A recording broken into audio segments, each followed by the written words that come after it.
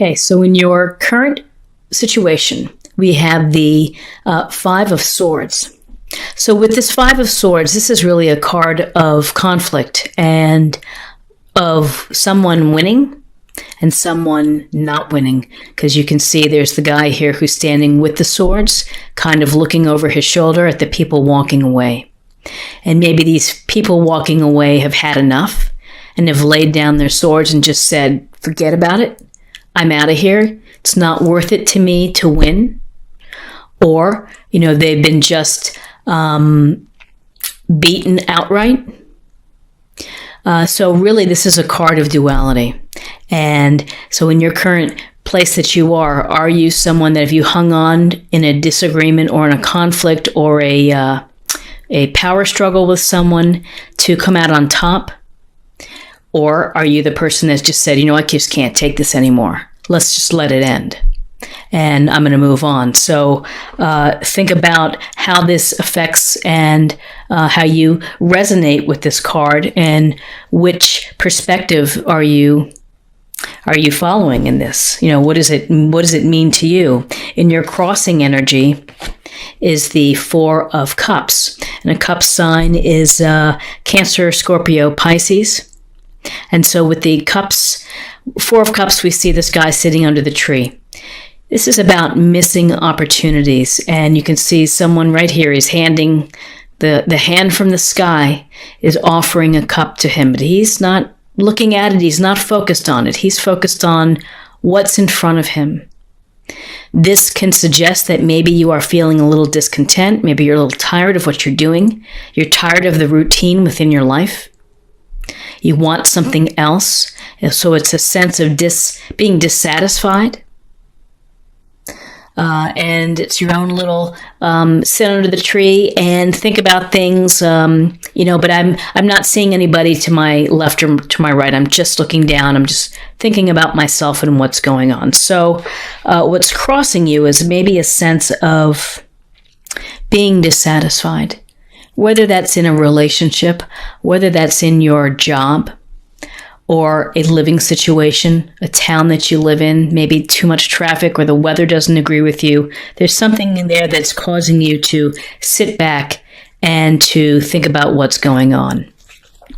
In your foundation is the Five of Cups. Another cup sign, Cancer, Scorpio, Pisces. So the Five of Cups is often a card of regret. It's a card of disappointment, of more disappointment. So something that has ended, perhaps, you haven't maybe been able to close it or close and let it end and kind of move on. You're still thinking about it. And here in the illustration, you can see the three spilled cups and then the two cups behind. So again, it's what you're focusing on. Are you focusing on what has already happened and what's already caused you to have this sense of loss or sadness? Or are you going to be able to get past it and focus on what you still have so that you can move forward? You're always going to be able to move forward. And with life, it's always about perspective. How are you looking at a situation? How is your mindset? If you're continually thinking about what went on and what happened back then, that someone betrayed you, someone hurt you, you're never going to allow yourself the ability to move forward and to get over it and to open up new avenues and new potential for you within your life. So something to think about is you don't hold on anymore to this sense of disappointment or hurt. In your recent past is the Eight of Pentacles. So Pentacles are Taurus, Virgo, Capricorn. And we see this is a card about really working very hard, working diligently, enjoying what you do. You're very good at what you do. You're very skilled, and you're proud of what you accomplish and what you create. And you can see that he's displaying his pentacles here. He's at one with the coin and the hammer. And so this is an indication that you've been working really hard and that you've been really focused and doing a super job. Now, maybe it's not paying off the way that you hope it will, but ultimately, if you keep at it, it will. he's a skilled person here who's doing a super job and enjoys what he's doing and is not distracted. So this goes towards resources, to money, to work, to maybe activities as well. What's crowning you is the Six of Swords. So the Six of Swords, again, it's another card of perspective, of duality. You see two people taking off in a boat, and you're leaving the choppy waters here, sailing into smoother waters. So this is really a transition card. This is a card about moving on from maybe a situation that was causing you some sadness and some disappointment. And it could be very well that you're going to have to move on in order to get past this sadness that you feel. With the Five of Cups, well, there's Six of Swords. The Swords is Gemini, Libra, Aquarius. And this is simply about moving on to a place where you're hoping for more happiness. You're hoping for a better situation. This is kind of like I've had it and I need to get out of here. So at your crowning, you're thinking about leaving. You're thinking about a transition that's going to put you into a better place. Now, whether that's a relationship or whether that's a job situation, it's something that is on your mind and that you are really thinking about here. So in your future, near future, it's the High Priestess. And the High Priestess is about really relying on your intuition and paying attention to your dreams, paying attention to the signs, to the messages of taking time out for yourself to really think about you, to dive deep into what makes you tick. What is it that you're maybe not happy about? What is it that you are happy about? With the High Priestess, there's a sense this is feminine energy, very knowledgeable, and you are the greatest expert on yourself. And so when things don't go the way that you hope that they do, then take time out to reflect, to meditate, to journal, to go for a walk, and to think about really what lies beneath. And within the High Priestess, it's a sense of trusting your inner guide, trusting your instinct, trusting in what you believe, and trusting your own psychic and intuitive abilities, which everybody has. And everyone can access if they just pay attention to the signs. So, this intuition is going to be able to help inform your decisions, whether you have to move on or whether you are, things that you feel disappointed about. There is a sense of disappointment here, of hard work. Maybe you're putting in a lot of the work and of the sense of having to leave a situation. So where you are right now is the Page of Swords. The Page of Swords is this youthful energy. It's a youthful approach. And he is intellectual. He's clever, smart, logical, a studious kind of guy, likes to be challenged, mentally challenged in puzzles and things like that, and situations that he can analyze. So he looks in this illustration to be ready for whatever comes. And I think that's a strong message within this reading, is that you are going to be ready and in a position to do what you need to do to ride through these tough times.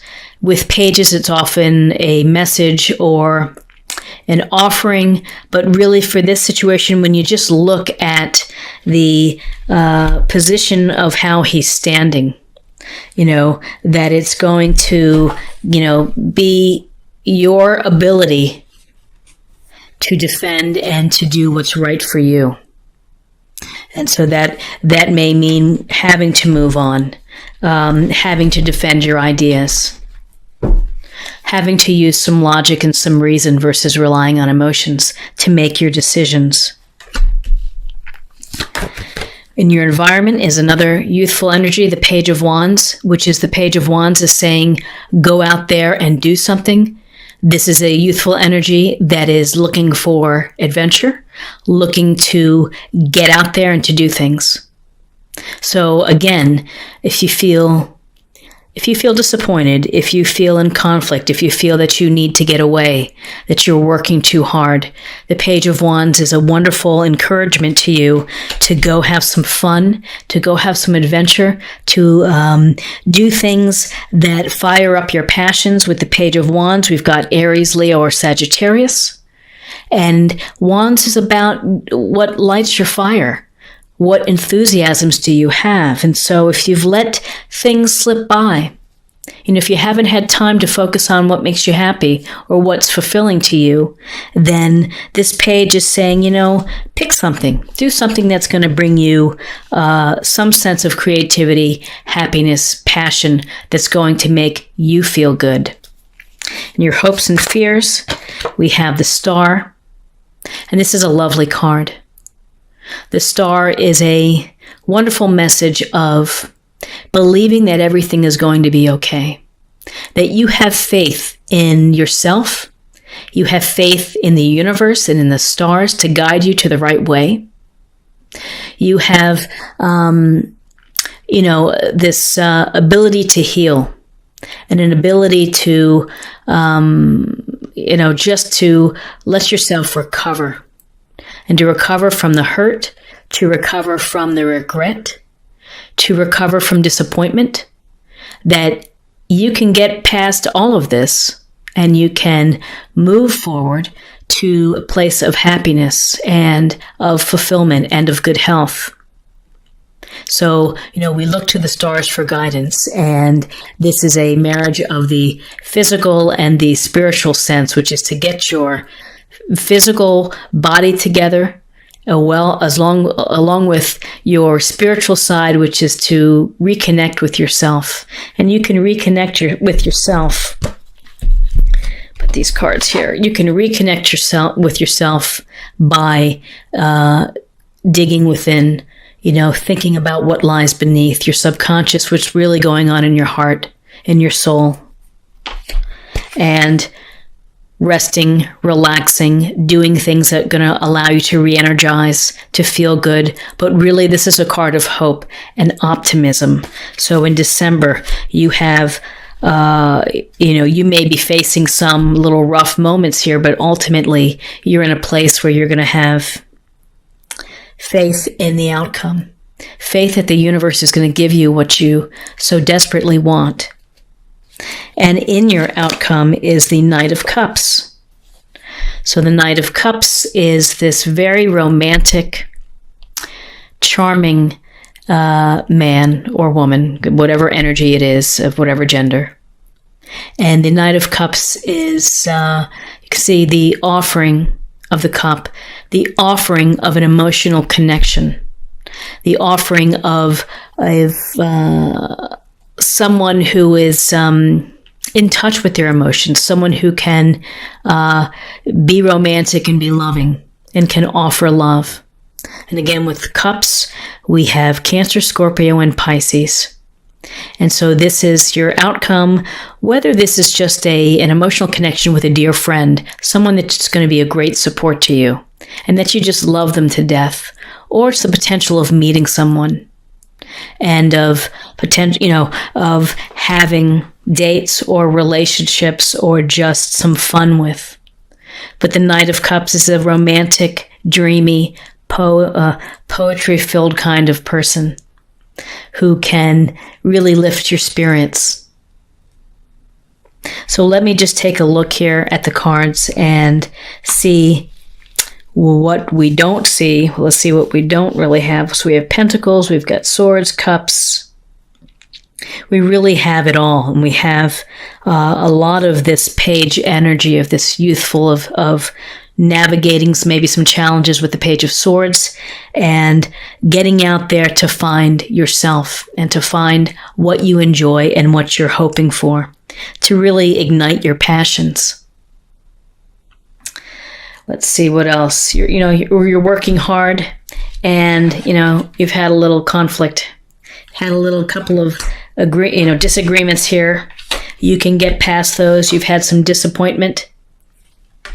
You can definitely change your mindset and get away from that perspective. And, you have some decisions that are coming your way of maybe just to move on, to allow yourself to move on. So this is a beautiful card, laughter. So it seems that laughter is like life's best medicine. And so when you feel a little bit of regret, when you feel a little bit of dissatisfaction with how things are going, laughter can lighten the load a bit.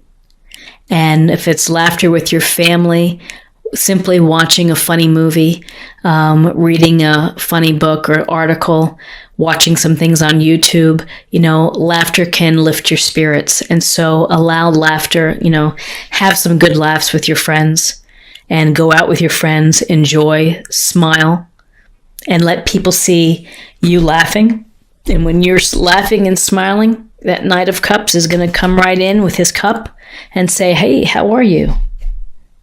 And finally, let me get a goddess guidance card, kind of as a practice area or a meditation focus for the month of December.